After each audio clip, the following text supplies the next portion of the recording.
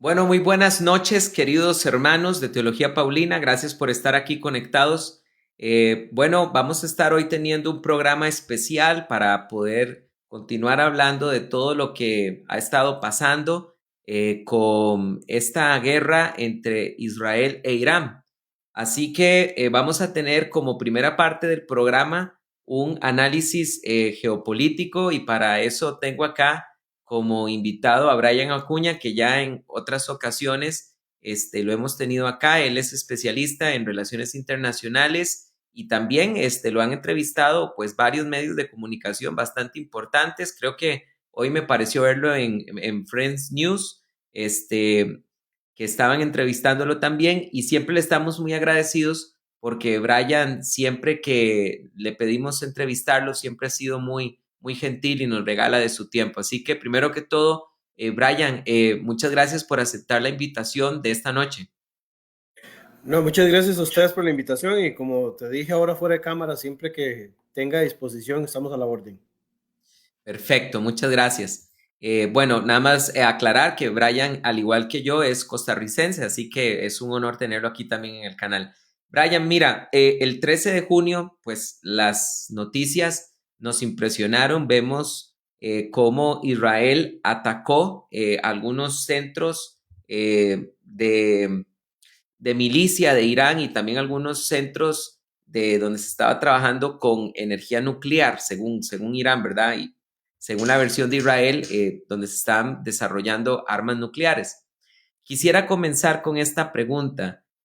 ¿Por qué razón Israel atacó ese día? ¿Por qué no atacó antes? Si se supone que Irán estaba avanzando con estas armas al punto de que se habla que ya tenían uranio enriquecido entre el 80 o 90%.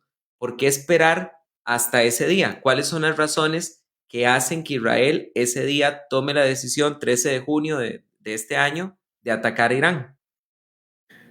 Sí, bueno, la pregunta es un poco complicada desde la perspectiva de que hay razones, digamos, propiamente de los países involucrados para poder hacer las acciones y que ellos mismos son los que van a dar respuesta de por qué deciden ese día hacer digamos, la operación.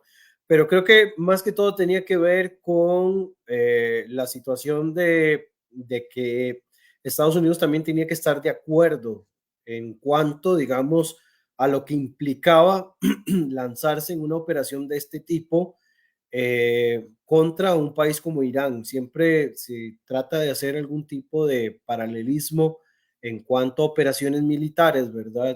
Y asociaban mucho esto con lo que pasaba con Saddam Hussein y el tema de las armas de destrucción masiva, o se hablaba, por ejemplo, de las operaciones contra Libia, etcétera, etcétera. Hay que entender de que cada escenario es completamente nuevo y en este sentido había que encontrar, digamos, una ventana de oportunidad para poder golpear a Irán de una manera muy importante y parece que esa ventana se abrió a partir del 13 de junio. De hecho, incluso los que, digamos, empezamos a analizar desde ese día, sospechaba, por lo menos yo sospechaba de que lo que se estaba haciendo solamente era una movida militar, porque se veían, digamos, movimientos de barcos, de aviones y otro montón de cosas, pero no esperábamos que en un periodo tan corto Israel fuera a lanzar, digamos, una operación en contra de Irán. Esto a mí me toma por sorpresa por lo menos y me imagino que a más de uno también lo toma por sorpresa de alguna manera porque no lo esperábamos, pero al parecer, por lo menos operativamente, Israel se encontró con un Irán vulnerable en cuanto a sus defensas, pudo golpear puntos estratégicos y ha podido golpear hasta este momento puntos estratégicos sin mayor resistencia. La resistencia que ha tenido, digamos, Irán con respecto a Israel es la contrarrespuesta a través del uso de misiles balísticos que han disparado contra territorio israelí, ¿verdad? Hasta este momento, ¿verdad? Que se ha mantenido en esta misma dinámica. Luego de este periodo, faltaba una segunda parte de la operación, que era bombardear las principales plantas de enriquecimiento de uranio de Irán. Y en este caso se hablaba no solamente de Fordow, que era la planta principal de la que se hacía más ruido, sino que también se hablaba de Natanz y se hablaba de la planta de Isfahan, que al final de cuentas las tres fueron bombardeadas.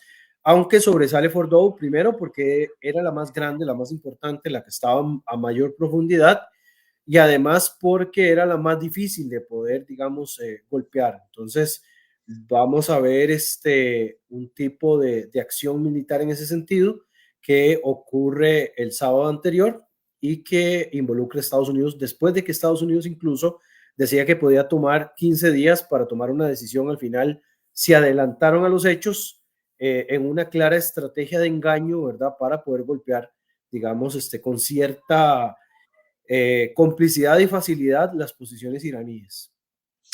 Ok, Brian, mira, quisiera hacerte algunas preguntas que muchos se están haciendo y inclusive usted mismo mencionó algo con respecto a lo que le quería preguntar.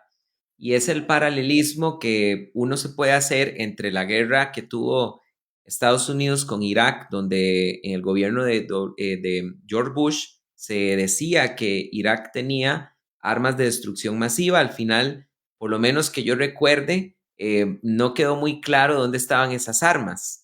Y entonces muchos especulan que esto fue simplemente un pretexto de Estados Unidos para atacar Irak. ¿Hay realmente razones de peso para poder dar por un hecho que Irán estaba desarrollando armas nucleares? Porque al final uno lo que escucha es que Israel afirma esto y Irán lo niega, pero la pregunta es, ¿realmente hay indicios de que Irán está avanzando en el desarrollo de armas nucleares? Hay indicios de que estaban desarrollando todo lo necesario para poder implementar armas nucleares y me voy a explicar acá. Primero, el desarrollo nuclear que estaba realizando estaba por encima del porcentaje que generalmente se usa para uso civil. Como bien mencionabas al inicio del programa, se hablaba de enriquecimiento al 90%, ¿verdad? Al 80, 90%. Ya esos son niveles más avanzados de lo que se puede utilizar, por ejemplo, para combatir el cáncer. Ya ahí estamos hablando de un nivel superior que puede ser, digamos, contraproducente en ese sentido. Segundo, hay todo un sistema de desarrollo de armas balísticas que ha desarrollado Irán también en los últimos años, que fue otro de los puntos que Israel golpeó, que se menciona muy poco y me extraña bastante que no se mencione tanto el hecho del desarrollo balístico que ha tenido en este sentido eh, Irán, ¿verdad? Y se ha golpeado bastante oportuno. Y además recordemos que, si mal no recuerdo, en el 2018, cuando fue que salió por primera vez Estados Unidos del acuerdo nuclear que había firmado Barack Obama, se había logrado incautar una serie de materiales donde señalaban de que pese a haberse firmado el acuerdo nuclear, todavía se seguían haciendo planes para poder desarrollar, digamos, energía nuclear y todo lo necesario para poder desarrollar desde el punto de vista militar. Acá hay que señalar algo que es muy importante. Si bien el arma nuclear por sí misma no es, digamos, un elemento que uno considere de que va a ser utilizado, porque obviamente, pese a que Irán amenaza con destruir a Israel, no cabe, digamos, en la cabeza ni siquiera de Irán lanzar una bomba nuclear contra Israel, digamos, por lo que esto implica incluso contra los palestinos y contra otras poblaciones cercanas. Pero, por otra parte, el tener un arma nuclear es un elemento disuasorio lo suficientemente importante para poder reforzar algunos de sus, digamos, de sus aliados proxies en toda la región, ¿verdad? Entonces, poder actuar con mayor criminalidad con los proxies que tienen en la región y eventualmente nadie va a poder responder porque evidentemente si tienes una bomba nuclear nadie va a querer responderte, ¿verdad? Eso es uno de los grandes elementos que se escapan siempre del análisis y otro detalle también muy considerable con respecto a esto tiene que ver con que de Irán lograr desarrollar material nuclear para uso militar eventualmente puede también ocasionar que otros países quieran seguir el mismo camino y que esto lance a la región no solo en una nuclearización, sino también en un proceso de carrera armamentista mucho más fuerte del que existe actualmente. Ok, ahora quisiera hacerte también otra pregunta muy importante. Bueno, también a mí me queda claro que la misma organización, la ONU, había reconocido que Irán estaba avanzando en esto. Generalmente, cuando uno ve las declaraciones de la ONU, ah, se tiende casi siempre a fallar en contra de Israel. Entonces, a mí me llamó mucho la atención esas declaraciones. Pero quería hacerte esta pregunta. También sabemos que eh, Benjamín Netanyahu, el primer ministro de Israel, viene en un proceso político de desgaste. Y hace unos días se habló del intento de disolver el Knesset. Entonces, mi pregunta puntual es esta. ¿Hay algún tipo de oportunismo de parte de Netanyahu para abrir otro frente de guerra, extender la guerra en Israel para que él no pueda hacer unas elecciones anticipadas y sacarlo del cargo? Podríamos decir que sí, en parte, no es el objetivo primario, ¿verdad? Obviamente, pero obviamente también le beneficia todo, digamos, proceso en el cual pueda trazar cualquier situación interna, a Netanyahu como líder lo va a beneficiar, pero no ese es el motivo principal. Creo que el motivo principal sigue siendo, digamos, la capacidad de Irán de poder, digamos, convertirse en un elemento disruptivo dentro de la región, y al final eso era lo que se buscaba, evitar de que hubiese un desequilibrio dentro de la zona que no fuera sostenible en el tiempo.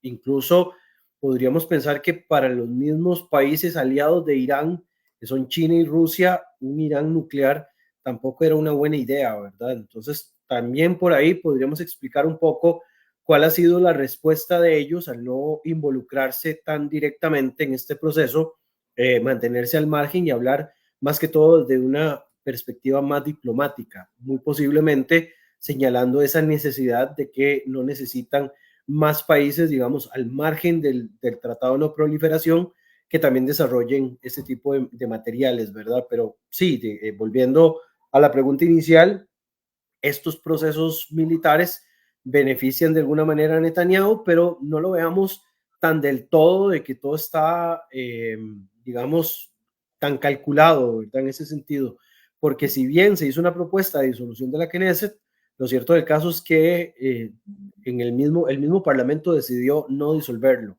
Es decir, fue una decisión del mismo Parlamento permanecer así, y esto entonces conlleva que por lo menos 6 meses desde la solicitud de la disolución no va a haber, digamos, cambios en el Parlamento israelí. Obviamente, Netanyahu tiene una serie de procesos internos que podrían, digamos, afectarle eventualmente, pero mientras estemos en esta condición, por el momento no van a haber cambios. Y creo que de alguna forma, digamos, si esta guerra contra Irán logra los efectos que se necesitan, creo que Netanyahu de alguna forma sale bien parado de todo este proceso, le guste a uno o no le guste Netanyahu. A mí personalmente no me gusta y lo he dicho en diferentes espacios. A mí Netanyahu no me gusta como líder, creo que ya debió haber cedido su puesto, pero mientras esté ahí, creo que sí sale bien parado después de todo este proceso. Muy Al bien, menos con el tema iraní, porque con el tema Gaza, por supuesto que son otros claro. 100 pesos, ¿no? Totalmente, totalmente. Ok, ahora me gustaría, Brian, preguntarte con respecto a las respuestas que ha dado Irán, porque, bueno, nosotros hemos visto que han estado lanzando misiles, aunque a mí en lo personal me parece que las respuestas de ellos casi que es solo para no quedar como cobardes de que no están respondiendo. Por ejemplo, la respuesta que hizo hoy con Qatar para mí fue simbólica, pero quisiera preguntarte qué podemos razonar con respecto a estas respuestas que ha estado haciendo Irán, porque ciertamente tienen días de estar también lanzando misiles contra Israel e inclusive hemos visto cómo algunos de esos misiles han vencido las defensas de Israel y se han estrellado hasta en edificios de Tel Aviv, lo cual no deja de ser sorprendente porque casi siempre hemos visto esa cúpula de hierro, ¿verdad? Como impenetrable.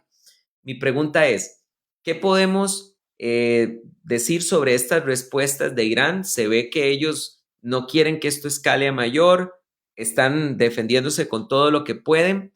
Y la otra pregunta sería si realmente estamos viendo que la cúpula de hierro no es tan efectiva como lo que se pensaba hasta el momento. Bien, vamos a separar, digamos, las respuestas de la siguiente manera. No es lo mismo la respuesta de Irán contra Israel que la respuesta de Irán contra Estados Unidos. La respuesta de Irán contra Estados Unidos tiene que ser simbólica porque no existen capacidades de Irán para poder enfrentar de tú a Estados Unidos. Entonces pensemos que de alguna manera el ataque a la base militar en Qatar es una respuesta, digamos, una bofetada con guante de seda. ¿De acuerdo? Acá lo que lo hacemos es simplemente para resguardar nuestro honor. Recordemos que en el mundo musulmán, en el mundo árabe y persa, el tema del honor es importantísimo. Por lo tanto, para consumo interno es importante decir, no nos quedamos callados, respondimos. Eso es casi como Ujú, el chiste aquel de me pegaron una golpiza, pero mínimo lo salpiqué de sangre, ¿verdad? Es algo parecido a ese claro. chiste, más o menos por ahí.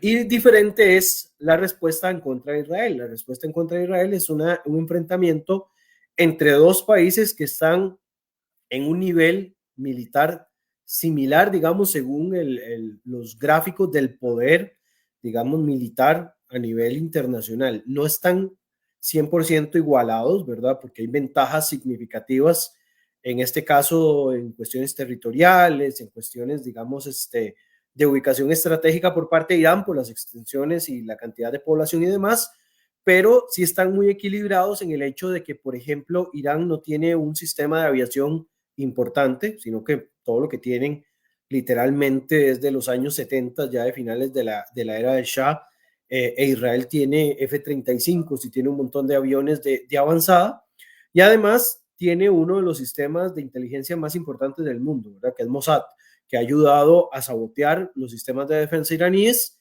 y han logrado, digamos, por ese lado, vulnerarlos. La respuesta de Irán contra Israel es con lo que ellos tienen. Como no tienen sistemas de defensa, les toca atacar, pero los últimos ataques los han hecho con lanzaderas móviles. Ya no pueden utilizar lanzaderas estáticas porque en este sentido, al utilizar lanzaderas estáticas, se las destruyen. De hecho, no sé si notaste, pero la mayoría de los lanzamientos que ha hecho Irán contra Israel, salvo los últimos días, han sido durante la noche para evitar de que sean, digamos, detectados las lanzaderas y poder, digamos, moverse en ese sentido, porque muchas de estas lanzaderas solo funcionarían una sola vez. De la segunda parte, que tiene que ver con los sistemas de defensa, el sistema de defensa de Israel no es infalible como cualquier otro. Hay que entender de que las primeras capas del sistema de defensa utilizan los misiles Arrow, ¿verdad? Que son estos misiles que interceptan en el aire con varios kilómetros de anticipación muchos de estos misiles que se lanzan, pero no es infalible. Y si el sistema se satura, habrá uno que otro que logre entrar al punto de que van a golpear puntos que pueden ser estratégicos o no, porque también en este sentido hemos visto que Irán ha atacado en algunos casos de manera, digamos, a ciegas, ¿verdad? Han disparado a ver dónde caiga y por eso se tuvo que implementar mucho el tema de la veda informativa, ¿verdad? Para evitar de que salieran tomas de los lugares donde estaban cayendo los misiles, porque, es decir, obviamente al estar tan interconectados, si alguien transmitía, no sé, desde un centro de operaciones israelí que fue golpeado y calculan, digamos, por las horas cuál fue el envío y demás, podrían seguir tratando de enviar hacia la misma posición. Entonces, todo ese tipo de cosas han jugado, digamos, en este juego, ¿verdad? Aún así, hemos visto que las bajas que han experimentado de un lado y del otro son diametralmente opuestas, ¿verdad? En Irán han sido más de 400, en el caso de Israel una veintena, que, ojo, cualquier muerto en un conflicto es una tragedia, pero hay que entenderlo en dimensiones, ¿verdad? Numéricas y demás. El daño que Israel le ha infringido, en este caso a Irán, ha sido más fuerte que el daño que ha podido, digamos, Irán realizar en contra de Israel, pese a cualquier análisis adicional pasional que se puedan hacer, hay que tomar esto en mucha, mucha consideración. Ok. Quisiera preguntarte con respecto a los ayatolas, o sea, ¿tú crees que este régimen, esto termine con la caída de estos líderes que sabemos que es un gobierno teocrático? ¿Qué va a pasar con Irán? después de esto? Porque vimos también ahorita recientes noticias que aparentemente hay un acuerdo de cese al fuego, pero la pregunta es las consecuencias posguerra. Me gustaría ver si crees que este cese al fuego se va a cumplir o si va a ser simplemente unas horas de descanso entre ambos países para retomar después otra vez las hostilidades, o si realmente hasta aquí va a llegar la guerra, pero ahora viene un problema interno para Irán. Sí, yo creo que acá hay que verlo de la siguiente forma. El famoso alto al fuego del cual se ha venido mencionando las últimas horas, en realidad fue algo que Donald Trump dijo en su red social, en Truth. No es algo que esté garantizado, o sea, no fue que realmente ambas partes acordaron llegar a un cese de hostilidades. En realidad ha sido más como un deseo de Donald Trump, ¿verdad? Para que se cumpla esta situación que una realidad. De hecho, se hablaba de horas, digamos, límite para las operaciones militares tanto de Irán como de Israel. Pero ya, digamos, el Tehran Times, que es el diario, uno de los diarios de mayor circulación en Irán, mencionaban de que el ministro de Exteriores iraní decía que no existe ningún alto al fuego, no hubo nada negociado. O sea, que ellos van a mantener la misma situación siempre y cuando se mantengan las hostilidades por parte de Israel y viceversa, ¿verdad? Israel no se ha mencionado, no se ha pronunciado al respecto y se mantienen en una misma situación. De hecho, hace poco se activaron algunas alarmas en Israel, están todavía dentro del rango de esos horarios que mencionó Donald Trump. Habría que ver de aquí a mañana si realmente esto se cumplió o si estamos delante de una situación completamente distinta. En cuanto al régimen, las posibilidades de que el régimen caiga, lo he mencionado en otras entrevistas, parece que uno de los objetivos que se ha buscado a lo largo de estos ataques es debilitar al régimen, o sea, se golpea.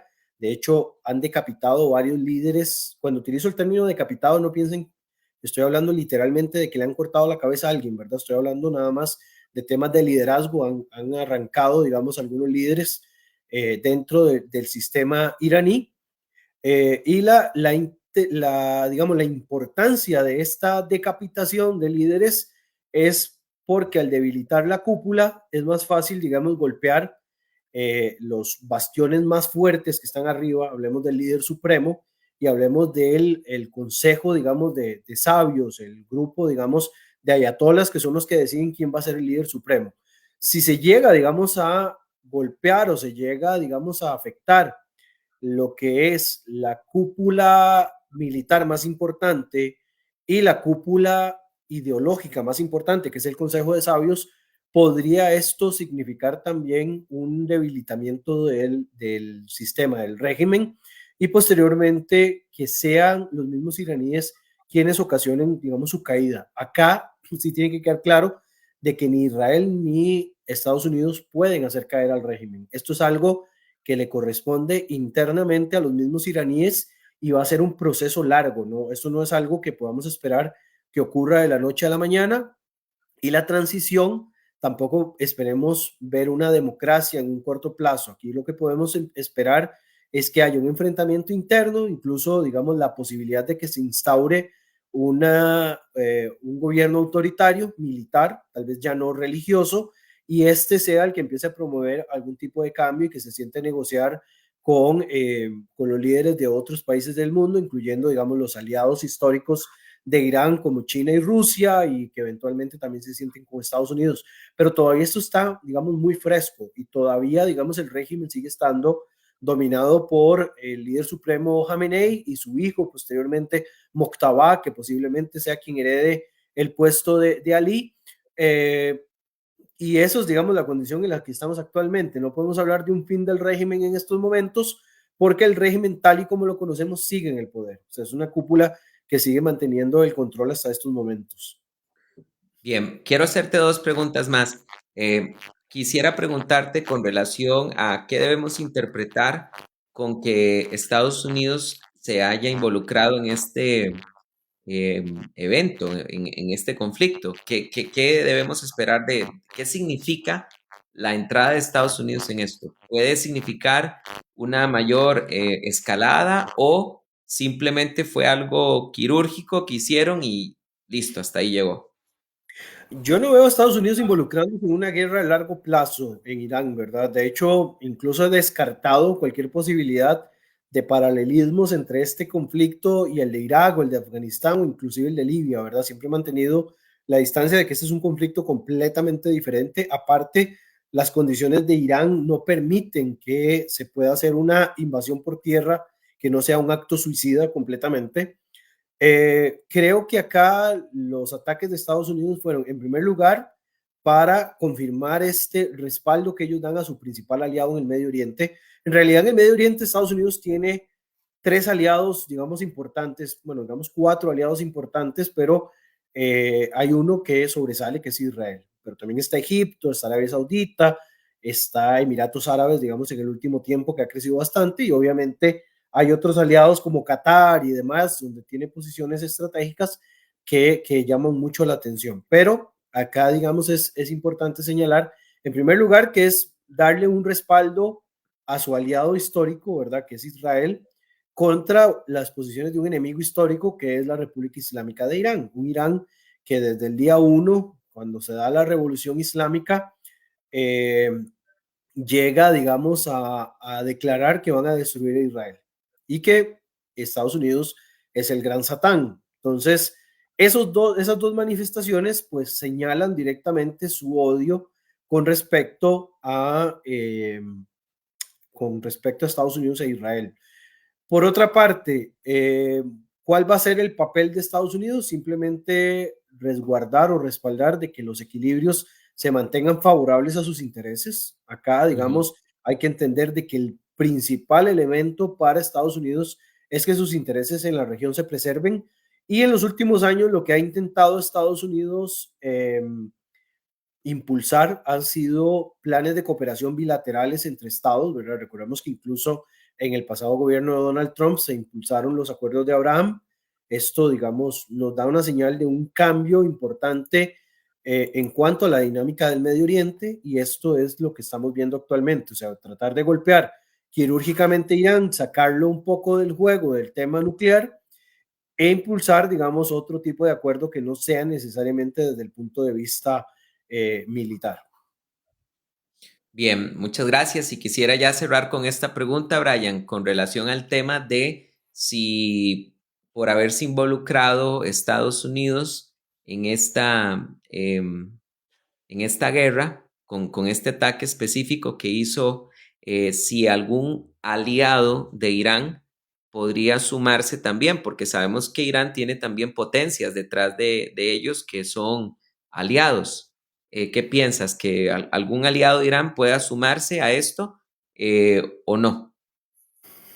Aliados grandes para una conflagración más grande no lo veo desde esa perspectiva. O sea, va a seguir recibiendo apoyos como hasta ahora lo reciben de Rusia y de China. Ellos no están interesados en meterse en otro escenario de combate. China no está muy interesado en meterse en un escenario de combate abierto en estos momentos. Creo que nunca lo ha estado, a pesar de que ha cambiado mucho su política exterior en los últimos tiempos. No sigue, digamos, esa dinámica de meterse en conflictos grandes, ¿verdad? O sea, siempre mantiene como una línea que no cruza, pese a que tenga un gobierno, ¿verdad? Que es bastante agresivo en estos momentos, que incluso hablan de conquistar Taiwán. Creo que su enfoque tiene más que ver con el tema de la reunificación de la China completa, ¿verdad? Que de meterse en problemas de otros estados. Y en el caso de Rusia, más allá de un apoyo moral, yo creo que más que eso no le va a dar a Irán, ¿verdad? Porque en estos momentos ellos tienen su propio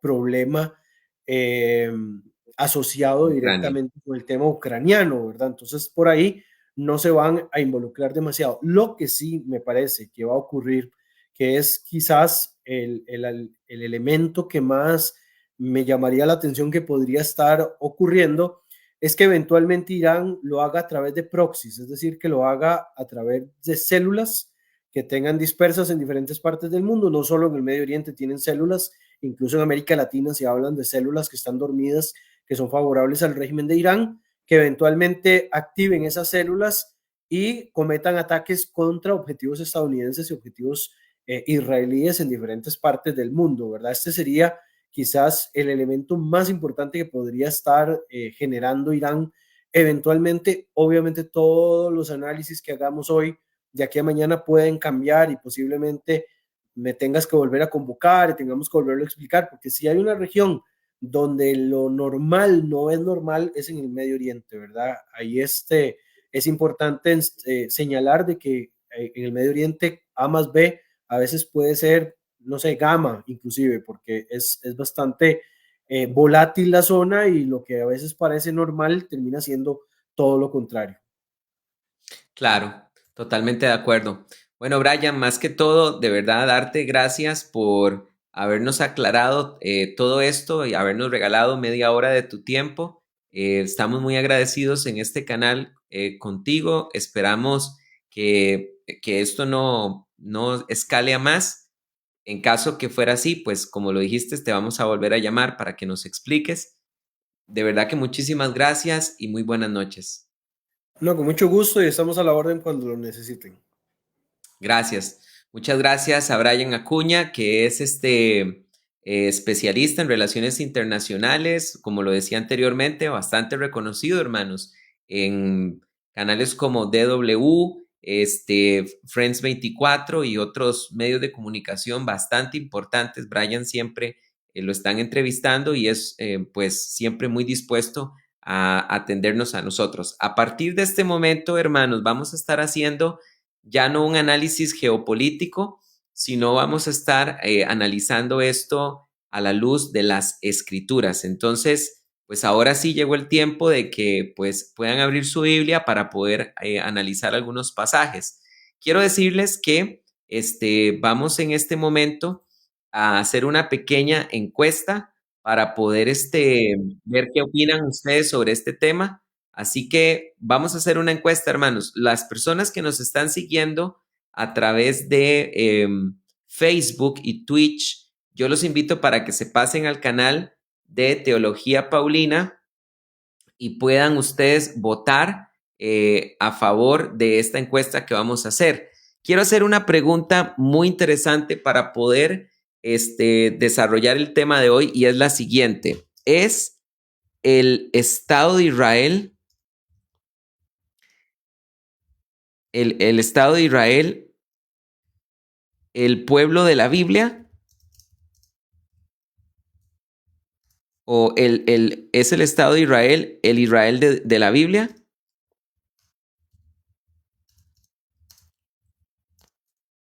Ok, esa es la pregunta, así que voy a pedirles que la hagan. Recuerden que esta pregunta es anónima y aquí vamos a tener tres opciones, sí, no, y otra que dice no sé. Vuelvo a repetir, la pregunta ¿es el Estado de Israel ¿Es el Estado de Israel el Israel de la Biblia? ¿Ok? Entonces, esperamos que ustedes puedan votar. Ahí les va la encuesta y vamos a estar presentando los votos cuando lleguemos a 150, ¿ok? Vamos a esperar que 150 personas voten a favor. Quiero pedirles, por favor, que le den en este momento compartir a esta enseñanza y ya vamos a hacer un análisis más bíblico sobre esto. ¿Tiene alguna relación en la Biblia esto que está ocurriendo con Irán? Bueno, ya tuvimos la primera parte geopolítica con Brian Acuña, especialista en relaciones internacionales, y ahorita ya vamos a analizar esto en un nivel más bíblico, ¿ok? Entonces, queridos hermanos, pues ahí les estamos poniendo una encuesta. Ya hay gente que está votando, así que vamos a ver qué dice la comunidad de Teología Paulina, ¿ok? Muy bien. Vuelvo a repetir, en el canal de Teología Paulina de YouTube, canal de Teología Paulina de YouTube, hemos puesto una pregunta que dice, ¿es el Estado de Israel el Israel de la Biblia? ¿Sí o no? Y hay otra tercera opción que dice, no sé. Así que a la gente que nos está escuchando en Twitch, la gente que nos está escuchando en Facebook, pases en un momento a Teología Paulina en YouTube para que ustedes puedan contestar esa pregunta, ¿ok? Aquí estoy viendo los votos y estamos esperando que más o menos lleguemos a unos 100, 150 votos para poder presentar los resultados. Bien, hermanos, mientras la pregunta, la encuesta se va desarrollando, yo quisiera que ustedes puedan ver esta imagen. Bueno, en realidad vamos a cerrar la encuesta cuando lleguemos a unos 50 votos, porque es que si empiezo a desarrollar este tema, por decirlo así, ya estoy dando mi opinión con respecto a la encuesta. Entonces vamos a dejar más bien por unos minutitos que caliente esa encuesta para poder desarrollar este tema a la luz de la Biblia, ¿ok? Quiero decirles, mientras está votando la comunidad de Teología Paulina, recordarles que la matrícula del Instituto Paulino está abierta. Ahorita tenemos la matrícula del Instituto Paulino abierta y quisiera recordarles que hay 4 cursos que están disponibles en el Instituto Paulino Internacional. Primero quiero presentarles que es es el curso de biografía del apóstol Pablo. Este curso lo voy a estar compartiendo yo los sábados de 9 a 11 de la mañana, hora de Costa Rica. El curso va a comenzar el 19 de julio y hay tiempo para matricular hasta el 5 de julio. Sábado 5 de julio, la matrícula se cierra, hermanos. Okay. Este curso es uno de los 4 cursos del Diplomado de Teología Paulina. También tenemos otro curso que quiero mostrarles que tiene que ver con para el estudio de lenguas bíblicas. Este curso que les voy a enseñar lo va a impartir, vamos a mostrarlo. Este curso que está acá lo va a impartir la máster Margarita Bonilla y es gramática y ortografía. Pónganme mucha atención. Todos los que quieran estudiar en el Instituto Paulino griego bíblico y hebreo bíblico necesitan primero llevar este curso. No se puede tratar de aprender a traducir griego bíblico o entender griego bíblico o hebreo bíblico si uno no comprende bien primero la gramática del idioma de uno, del español, del castellano. Así que este curso se va a impartir los jueves de 6 a 8, hora de Costa Rica. El curso va a comenzar el jueves 17 de julio. Son 4 cursos. Voy a presentar los 2 que faltan. También tenemos un curso que tiene que ver con hermenéutica, que es precisamente una disciplina de la teología que nos enseña cómo interpretar bien la Biblia, cómo utilizar herramientas de interpretación bíblica. Este curso lo va a dar el licenciado Jorge Carrillo Landeros, que es del canal de Cultura Teológica. Jorge es un profesor ya muy experimentado del instituto y este curso va a ser los miércoles de 5 a 7 hora de Costa Rica. El curso comienza el miércoles 16 de julio y también Jorge nos va a impartir otro curso que se llama Introducción a las Sagradas Escrituras. Aquí les voy a mostrar este curso de Introducción a las Sagradas Escrituras. Va a ser los lunes de 5 a 7 hora de Costa Rica y el curso comienza el 14 de julio. Así que ahí les estamos dejando 4 cursos disponibles. Biografía del apóstol Pablo, gramática y ortografía, que es un requisito para llevar griego y hebreo, hermenéutica e introducción a las Sagradas Escrituras. Todos estos cursos inician la tercera semana de julio. Hasta el 5 de julio hay tiempo para poder matricularlos. Y finalmente, recordarles que los cursos tienen un excelente precio. Los cursos duran 3 meses. Las clases son virtuales y quedan grabadas, pero los cursos duran 3 meses.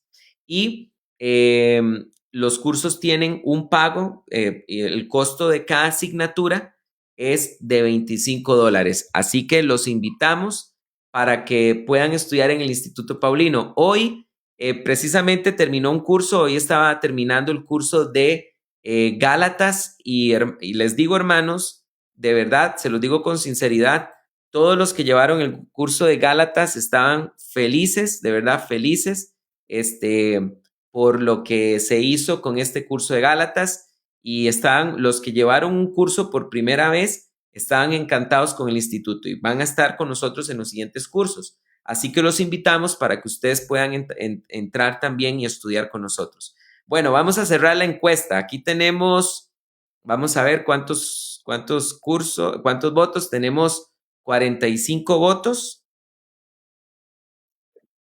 Permítanme ver la encuesta y la vamos a cerrar, ¿ok? Vamos a ver, ahí también les compartí este link que está apareciendo acá, es el link para que ustedes puedan ingresar al Instituto Paulino y puedan preguntar por los cursos y puedan matricular. Ok, vamos a cerrar la encuesta, ¿ok? Ahorita tenemos un total de 60 votos, 60 personas votaron y vamos a cerrar en este momento la encuesta para decir los resultados, ¿ok? Estos son los votos. La pregunta era, ¿es el Estado de Israel el Israel de la Biblia? 63% de la comunidad de teología vota que no, el 26% vota que sí y 10% de la comunidad de teología paulina dice no sé. ¿Ok? Vuelvo a recordar, tuvimos 60 votos, de los cuales 63% dice que no, que el actual Estado de Israel no es el Israel de la Biblia, 61% dice que sí y 10% dice no sé. Bueno, permítanme compartirles esta imagen para que nosotros podamos razonar un poquito en este tema que venimos hablando y poder analizar si tiene alguna implicación, si tiene alguna relación esta guerra que está ocurriendo con Irán y ahora con Estados Unidos también con respecto al tema de la Biblia. ¿La Biblia nos dice algo? ¿Tiene esto alguna relación? Bueno, pongan mucha atención. Vean esta imagen. Yo creo que esta imagen es muy interesante.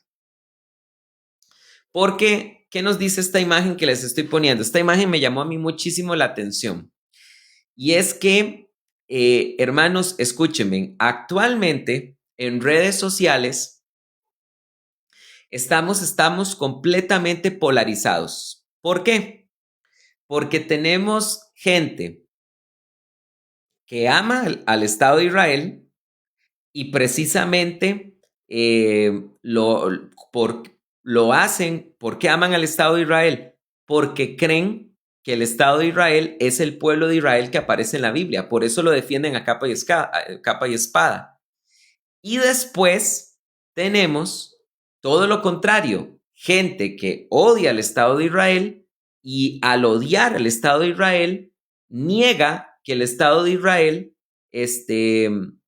eso los hace concluir, perdón, que el pueblo de Israel ha sido rechazado por Dios. Eso es lo que conocemos en teología como la teoría del reemplazo o la teología del reemplazo. Entonces, hermanos, yo quiero que podamos notar que en realidad estas dos posturas, a mi juicio, están cometiendo un grave error porque ambas posturas precisamente están cometiendo el mismo error y es creer que el Estado de Israel es el pueblo de Israel. Hermanos, voy a decírselos y esta es mi opinión. Respeto si ustedes no piensan igual que yo en este asunto, pero el Estado de Israel no es el pueblo de Israel de la Biblia. ¿Por qué? Porque el pueblo de Israel, el pueblo judío, son 15 millones de personas que viven en el mundo, viviendo 8 millones de ellas en el Estado de Israel y 7 millones de ellas viviendo fuera de Israel. Que dicho sea de paso, solo 5 millones de ellos, de esos 7 millones que viven fuera del Estado de Israel, 5 millones viven en Estados Unidos. Entonces, ¿qué es lo que pasa? Debemos entender que el Estado de Israel no es el pueblo de Israel. El pueblo de Israel son 15 millones de personas. En el estado de Israel viven 9 millones de personas, donde actualmente 8 millones de personas, 9 o 10 millones de personas viven en el Estado de Israel. 8 millones de personas, 8 millones de judíos viven en el actual Estado de Israel y 2 millones son extranjeros. ¿Ok? 2 millones son extranjeros. Así que es importante ver, hermanos, que la gente que siempre está a favor de la causa de Israel como Estado, lo hace porque confunde al Estado de Israel con el pueblo de Israel. Luego están los que odian al pueblo de Israel de tal manera que ese odio les hace decir: Israel fue rechazado por Dios y ahora Israel no tiene ninguna parte en el plan de Dios escatológico, ni Dios tiene ningún plan especial para ellos. Eso precisamente es porque hay gente que está enojada con los actos del Estado de Israel, está harta de Netanyahu, critica altamente la guerra con Gaza, y entonces ese enojo contra Israel y otras cosas más que han pasado en la historia los hacen concluir, por conclusión, ese Israel de la Biblia tiene que estar completamente desechado por Dios. Pero ven, al final es el mismo error. Tanto el que rechaza que Israel sea de pueblo de Dios, o tanto el que apoya a Israel, están cometiendo el mismo error. Ambos consideran que el Estado de Israel es el pueblo de Israel y no es lo mismo.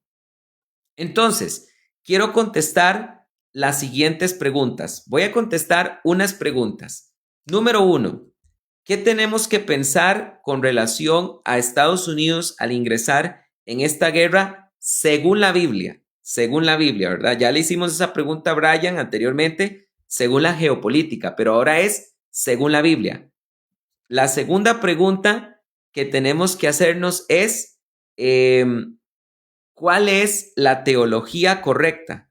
¿Cuál es la teología correcta? Esas son las dos preguntas que yo me voy a hacer hoy. ¿Cuál es la teología correcta? Porque con respecto al tema de Israel hay múltiples opiniones. Por ejemplo, si ustedes les preguntan a los preteristas, a los amilenaristas, a los postmilenaristas, sí, Israel todavía está dentro del plan escatológico de Dios, la respuesta rotundente de estas tres ramas de la escatología cristiana es no.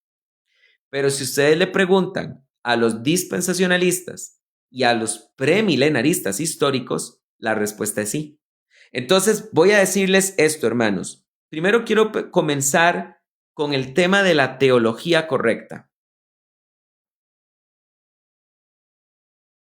Déjenme decirles que para mí, Israel en el fin de los tiempos sí tiene un papel que cumplir. Y les voy a decir por qué.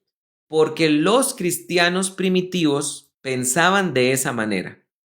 Ahora, yo quiero decirles, hermanos, que esto tiene que hacernos mucho ruido a nosotros por una simple razón. Y la razón es la siguiente.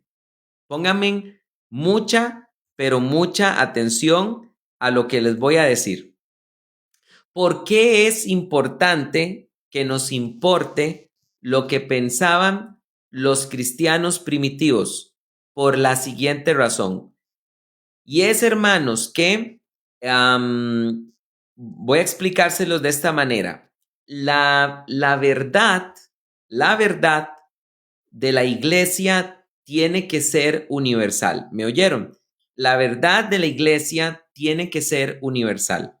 Eso significa que si es universal, significa que es universal en el sentido espacial y en el sentido temporal. ¿Qué es lo que estoy queriendo decir con esto? La verdad nunca es local, nunca es de unos pocos, de una élite. Eso es propio de las sectas. La verdad cristiana es de carácter universal. ¿Y eso qué significa? Que es universal en el sentido espacial. Por eso es que cuando, por ejemplo, en la historia de la iglesia, cuando la iglesia hizo concilios ecuménicos, eso involucró obispos tanto de Oriente como de Occidente. ¿Por qué? Porque la verdad es universal. Pero también, cuando hablamos de que la verdad es universal, esto significa que es universal en el sentido espacial. Y es importante reconocer que los primeros creyentes, los primeros cristianos, óigame bien lo que les voy a decir, todos ellos creían en el ascenso de un personaje literal que se llamaba el anticristo.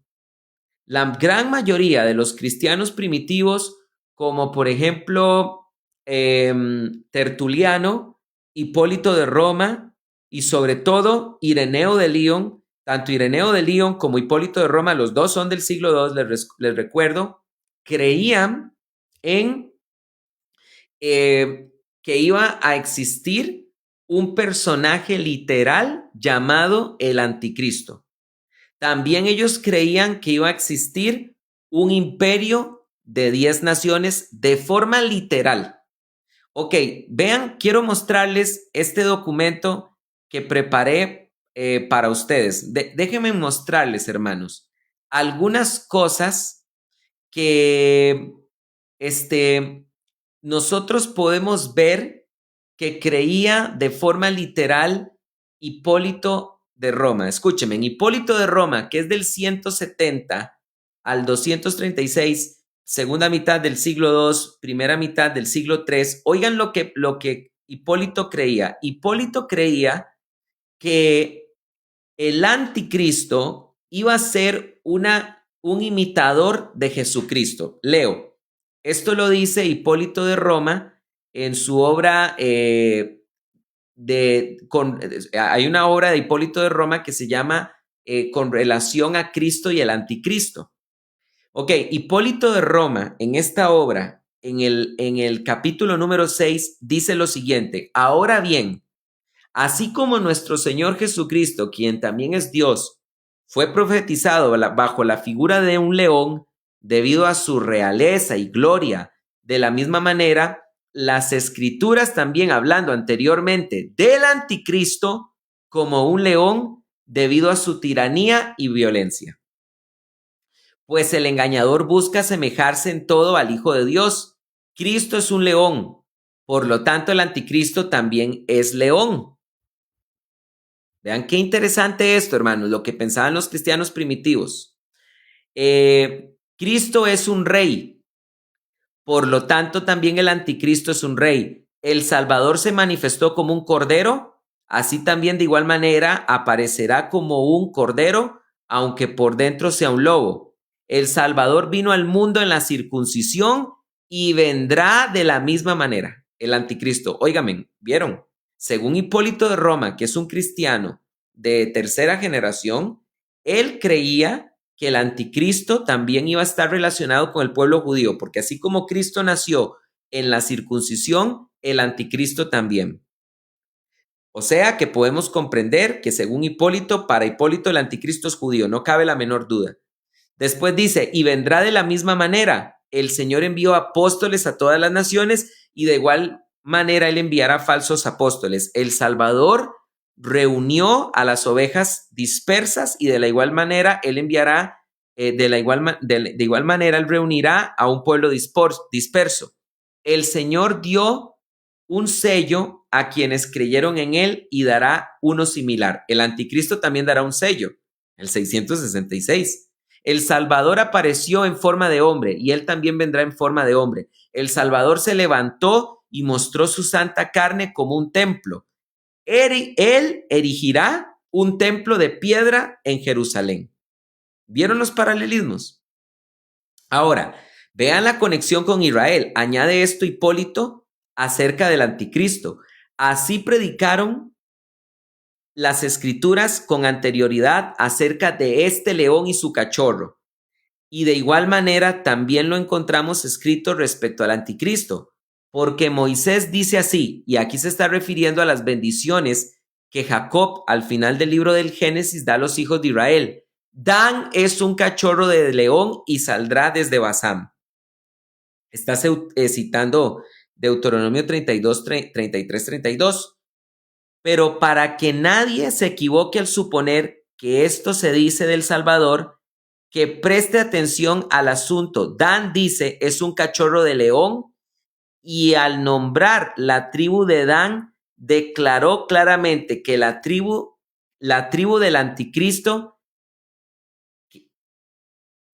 declaró claramente la tribu de la que el Anticristo está destinado a surgir.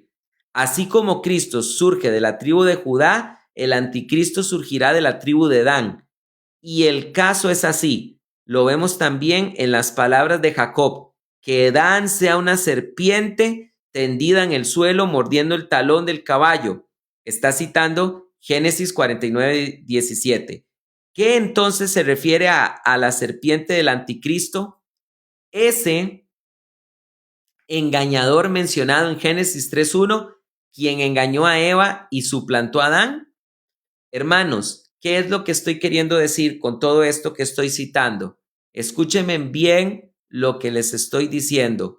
Los cristianos primitivos creían en la persona de un personaje literal, no alegórico, literal, que es el anticristo.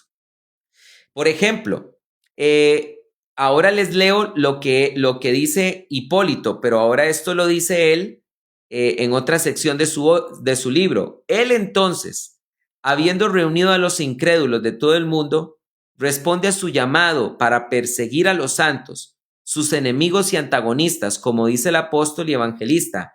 Había en una ciudad un juez que no temía a Dios ni respetaba a los hombres. Y había en esa ciudad que acudió a él, diciendo, una viuda que acudió a él, hazme justicia de mi adversario. Y él no quiso por un tiempo, pero después se dijo a sí mismo, aunque no temo a Dios ni respeto a hombres, sin embargo, porque esta viuda me moleste, le haré justicia.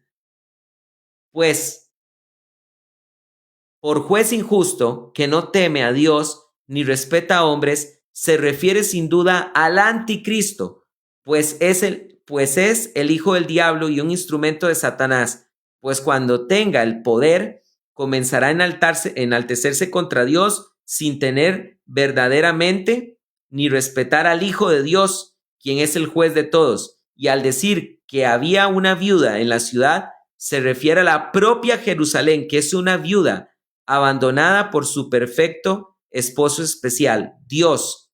Ella lo llama su adversario y no su salvador, pues no comprende lo que dijo el profeta Jeremías: por no haber obedecido a la verdad, un espíritu de error habrá entonces en ese pueblo.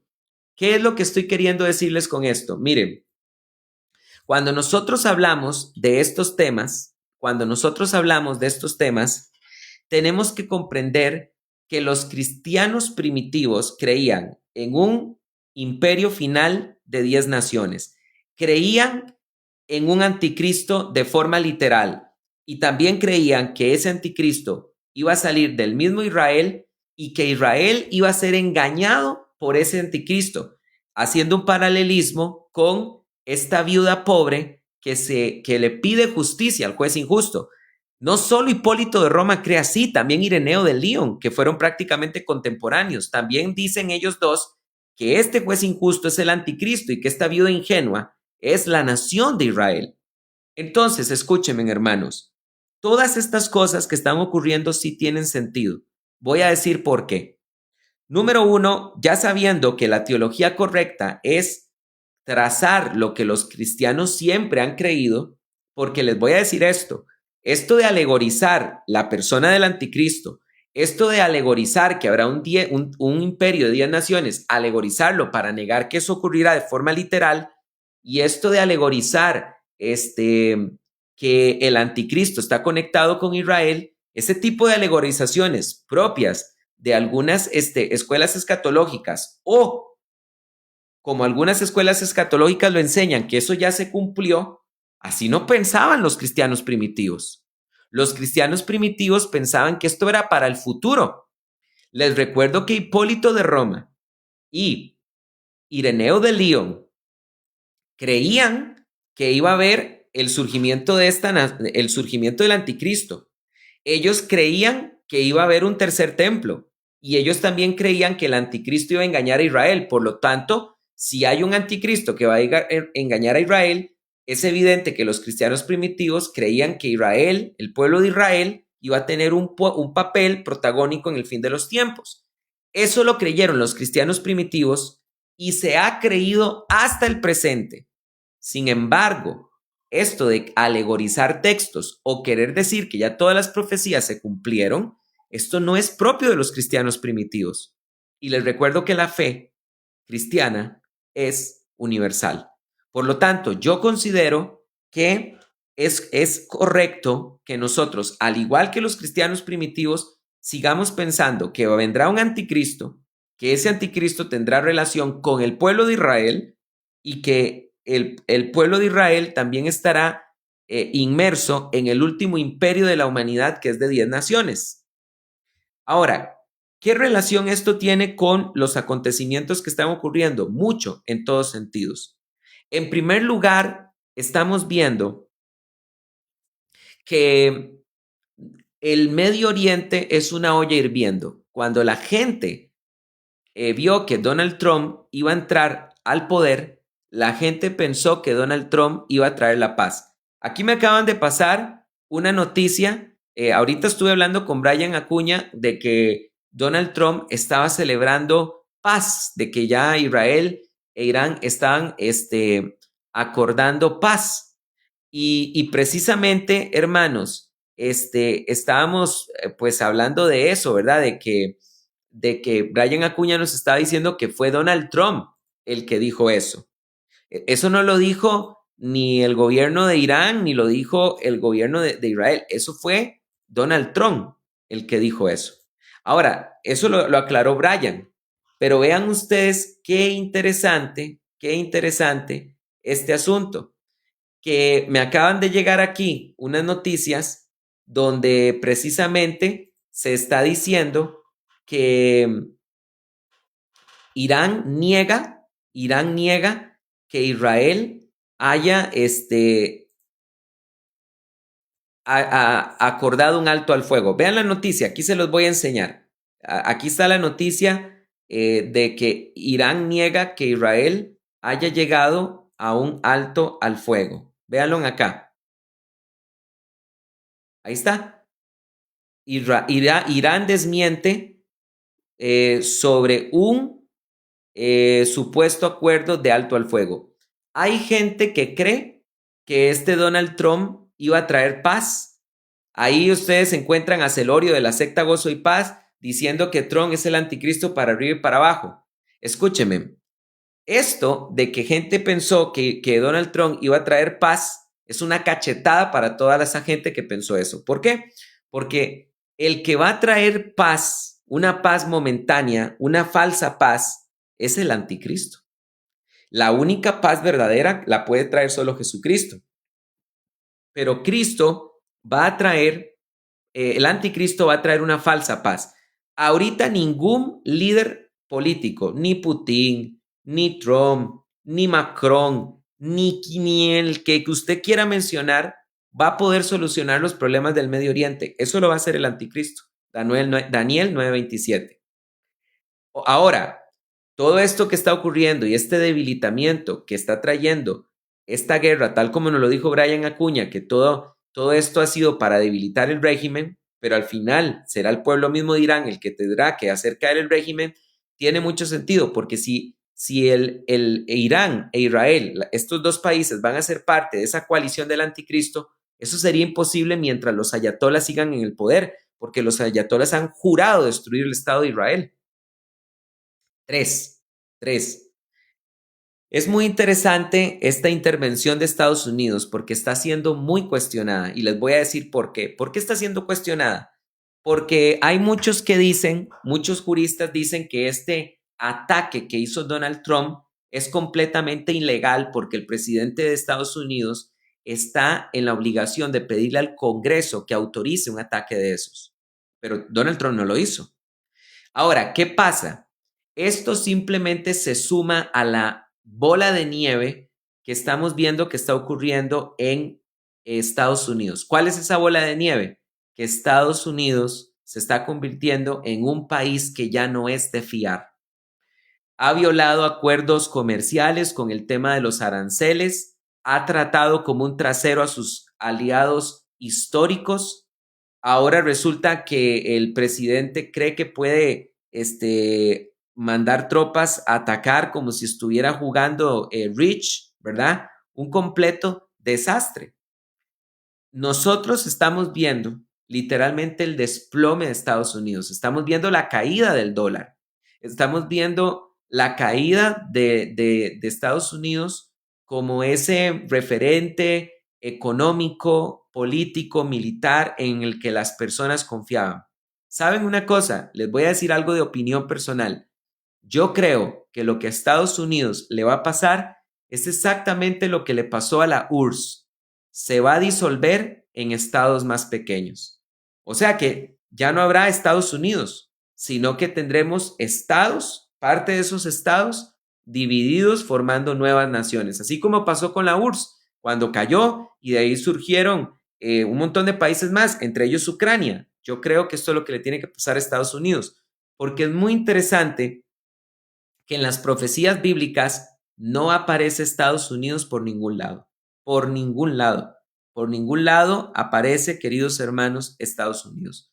Entonces, estas son las tres reflexiones. Número uno, estamos viendo el desplome de Estados Unidos y esto no deja de ser importante porque Estados Unidos no aparece en las profecías bíblicas.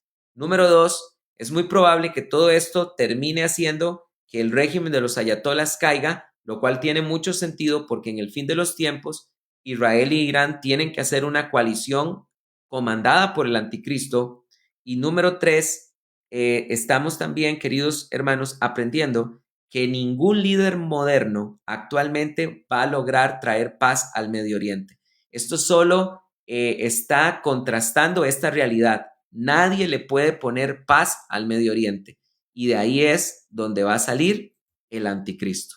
En medio de ese caos, en medio de esa incapacidad, tiene que surgir un líder que venga a traer paz. Y esto no lo piensa el cristianismo moderno, esto no es del dispensacionalismo. Les recuerdo que yo ni siquiera enseño que haya un rapto pretribulacional, porque a veces me dicen, ¿verdad? Es que usted es dispensacionalista. Bueno, de verdad soy dispensacionalista, tan dispensacionalista que no creo en un rapto pretribulacional. Pero escúcheme, es muy claro que los cristianos primitivos creían en estas cosas. ¿No me creen? Lean Hipólito de Roma, finales del siglo II. Lean Irineo de Lyon, finales del siglo II. Lean a Tertuliano, principios del siglo III. Y a otros más. Hay otro montón más que pensaban de esa manera. Así que, queridos hermanos, yo en lo personal creo, con todo mi corazón, que somos la generación que está experimentando el cumplimiento de las últimas profecías. Y esto debe ser de mucha importancia para nosotros, porque esto significa que nosotros necesitamos evangelizar, santificarnos delante del Señor y, como dice la Biblia en Hebreos, no dejar de congregarnos como algunos tienen por costumbre, tanto más que se acerca aquel día. Queridos hermanos, muchas gracias por haber estado en este live y les recuerdo que la matrícula del Instituto Paulino está abierta. Hasta el 5 de julio hay tiempo para matricular. Que Dios los bendiga y que tengan mucha paz. Chao, chao.